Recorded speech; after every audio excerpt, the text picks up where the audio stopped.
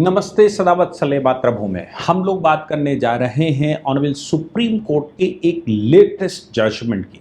और मैं समझता हूं कि उन सभी लोगों के लिए जो लोग ये समझते हैं कि मैंने मुकदमा मिस्टर ए के खिलाफ किया था, मैंने क्लेम मिस्टर ए के खिलाफ किया था, ए की नेग्लिजेंसी की वजह से, ए के कुछ गलत करने की वजह से, या ए के द्वारा सही से काम ना करने की वजह से मैंने मुकदमा किया था। वो मामला कोई भी हो सकता है हमने कुछ परचेज किया हो सकता है मैं आफ्टर ऑल एक कंज्यूमर हूँ। कंज्यूमर से मतलब है मैं कुछ खरीद कर लेने वाला हूँ, और या फिर मैंने किसी की सेवाएं ली, क्योंकि कंज्यूमर प्रोटेक्शन एक्ट की जो डेफिनीशन है उसमें मैं कहता हूँ कोई गुड्स लिया है या सर्विसेज ली है।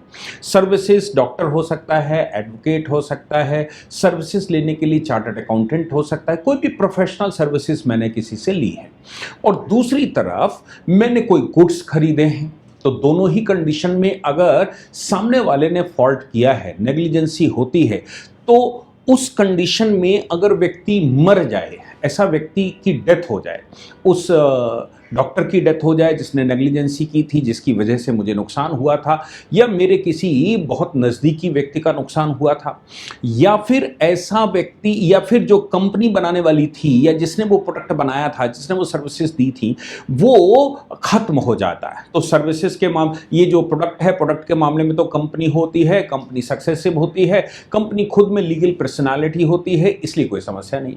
लेकिन समस्या आती है जब किसी व्यक्ति से व्यक्तिगत मैंने काम करवाया हो, और व्यक्तिगत काम करवाने के बाद उस व्यक्ति पर मैंने क्लेम किया हो, और क्लेम जब डिसीजन हो उससे पहले उसकी मृत्यु हो गई। जब उसकी मृत्यु हो जाती है तो क्या क्लेम खत्म हो जाता है, या क्या व्यवस्था होती है? ऐसा ही एक केस ऑनरेबल सुप्रीम कोर्ट में आया, जिसको हम इन स्लाइडों के माध्यम से आपको बताने की कोशिश करेंगे। ये केस डॉक्टर लाल करके एक डॉक्टर का है। इनहेरेंट लायबिलिटी का मामला बढ़ता है। इनहेरेंट लायबिलिटी मतलब किसी व्यक्ति की लायबिलिटी है, तो क्या उसकी लायबिलिटी इनहेरेंट हो सकती है, यानी कि उसकी लायबिलिटी किसी को ट्रांसफर हो सकती है। तो प्रेसिडेंट तो ये है कि भाई अगर कोई व्यक्ति कोई काम कर रहा है तो ऐसे व्यक्ति की लायबिलिटी बनती है, और उसको इंप्लीमेंट किया जाता है, उसका इम्प्लीकेशन कुछ होता है। लेकिन सवाल ये पैदा हो रहा है कि नेग्लिजेंसी की डेफिनेशन में क्या आएगा। दो तरह की नेग्लिजेंसी मान ली, स्टैंडर्ड नेग्लिजेंसी का सूट है, या फिर पोथुमाउस नेग्लिजेंसी का सूट है। स्टैंडर्ड नेग्लिजेंसी का मतलब जो नेग्लिजेंसी करने वाला व्यक्ति है, जिसने वहां उपेक्षा की है, वो व्यक्ति भी जीवित है। स्टैंडर्ड सूट फाइल होता है, स्टैंडर्ड सूट फाइट करके सीधा सीधा उसके खिलाफ डायरेक्शन हो जाता है। उसकी प्रॉपर्टी या उसके प्रोफेशन में जो भी काम आई, उसके पास आमदनी होती है, अगर उसके खिलाफ कॉम्पनसेशन बनता है या उसके ऊपर क्लेम बनता है, तो कोर्ट डिसाइड कर देता है, उसकी प्रॉपर्टी से चला जाता है। लेकिन अब अगर ऐसा व्यक्ति मर जाता है, पोथुमाउस नेग्लिजेंस सूट फाइल हुआ है किसी और के द्वारा, किसी और के खिलाफ, अभी वो व्यक्ति जीवित नहीं है, ऐसी परिस्थिति में कोर्ट ये कहता है कि ये इसके लीगल हेयर भी रिस्पॉन्सिबल होंगे। लेकिन कितने रिस्पॉन्सिबल होंगे, ये बात यहां पर डिसाइड करने वाली। उन्होंने कहा सक्सेसिव लायबिलिटी तो बनती है, जो उत्तराधिकारी बनेगा उसकी लायबिलिटी बनेगी, लेकिन कितनी? तो उन्होंने कहा कि जितनी स्टेट वो छोड़कर गया है, जितनी प्रॉपर्टी वो छोड़कर गया है, उतनी लायबिलिटी उसकी बनेगी। राइट टू स्यू आपका बनता है, आपका लीगल रिप्रेजेंटेटिव सूट एक्ट 1833 हमारे पास है। 1833 का कानून है, 1855 का कानून है, उस कानून के तहत लायबिलिटी बनती है। दूसरा इंडियन सक्सेशन एक्ट 1925 की धारा 306 सेक्शन 306 में भी लायबिलिटी बनती है। अगर आपकी लायबिलिटी बनती है तो फिर जो सक्सेशन करेगा प्रॉपर्टी का, वो ही जिम्मेदार भी होगा। व्यक्ति की प्रॉपर्टी का सक्सेशन ही नहीं करेगा, उसकी लायबिलिटी का भी सक्सेशन करेगा। लेकिन कितनी लायबिलिटी का सक्सेशन करेगा, ये एक प्रश्न है। डॉक्टर और सुप्रीम कोर्ट ने डॉक्टर लाल वर्सेस का केस डिसाइड किया है, और इस केस में नेग्लिजेंसी का मामला बनता है। डॉक्टर ने ऑपरेशन किया, ऑपरेशन में किसी की आंखों का ऑपरेशन किया, उन ऑपरेशन की वजह से वो सामने वाले की आंखों की नजर चली गई, यानी कि उसकी नजर चली जाती है। तो जब उसकी नजर चली गई, ऐसी परिस्थिति में कौन लायबल होगा? तो डॉक्टर, जब मुकदमा हुआ कंज्यूमर फोरम में, तो अब सवाल पैदा होता है कि हम करें कहाँ।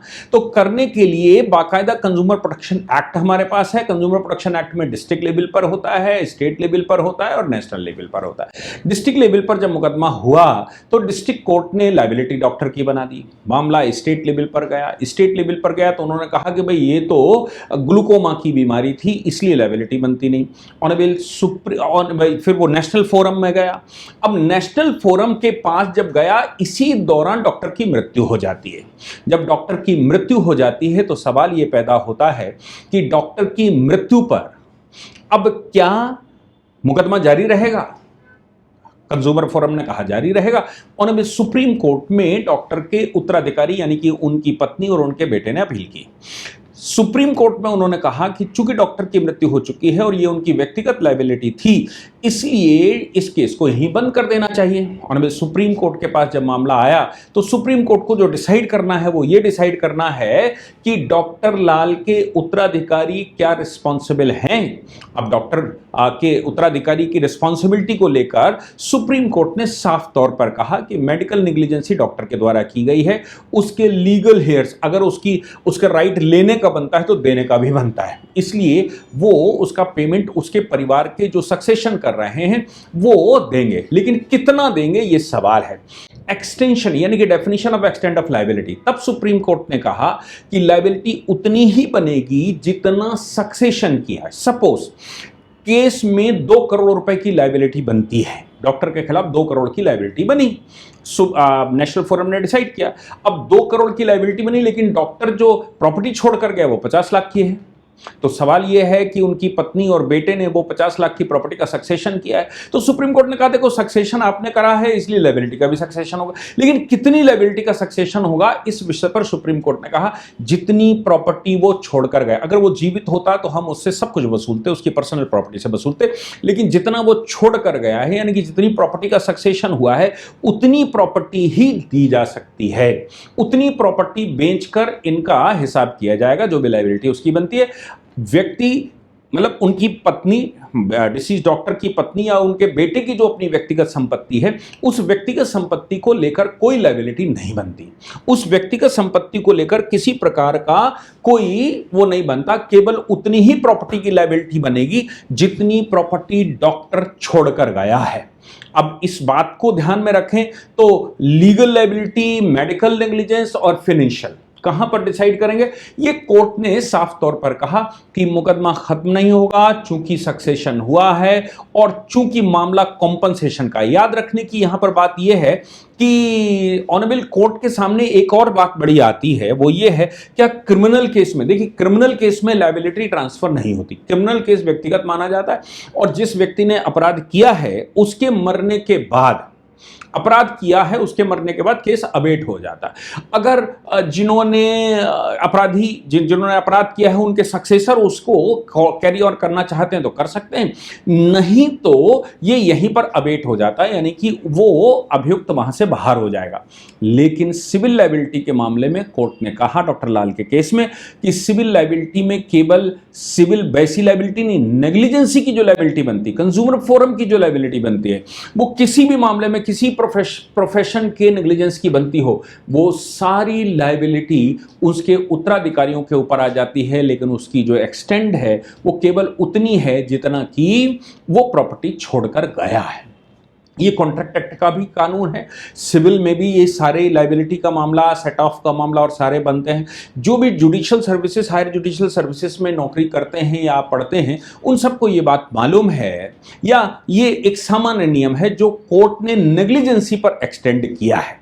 इसलिए इंपॉर्टेंट है ये क्योंकि पहले से लायबिलिटी तो बनती है। लायबिलिटी बनने से मतलब है कि हिंदू सक्सेशन लॉ में, हिंदू सक्सेशन एक्ट में भी ऐसा ही है कि आपने अगर सक्सेशन किया है, राइट सक्सेशन किया है, तो लायबिलिटी भी सक्सेस करेंगे, लेकिन कितनी? केवल उतनी जितनी की आपको प्रॉपर्टी मिली है, उससे ज्यादा नहीं ले सकते। ये सामान्य नियम है। लेकिन नेग्लिजेंसी के मामले में, व्यक्तिगत नेग्लिजेंसी के मामले में क्या ये एक्सटेंड करेगी? आज सुप्रीम कोर्ट ने डॉक्टर लाल वर्सेस नेशनल कंज्यूमर फोरम के मामले में डिसाइड करके कहा कि नेग्लिजेंसी के मामले में भी लायबिलिटी बनेगी, केस खत्म नहीं होगा। मैं समझता हूं एक अच्छा एक्सप्लेनेशन ऑनरेबल कोर्ट ने दिया है और जो समझने लायक है। जय हिंद, जय भारत, वंदे मातरम।